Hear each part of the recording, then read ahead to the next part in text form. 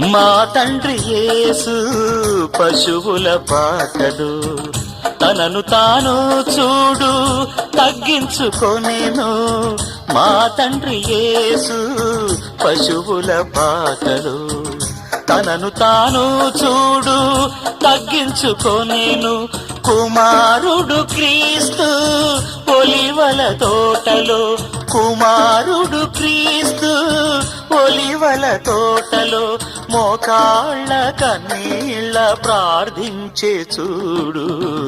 మా ఇంటి పేరు పశువుల పాక, పక్కింటి పేరు ఒలివల తోట, ఎదురింటి పేరు కల్వరి కొండ, మావాడ పేరు సియోను కోట.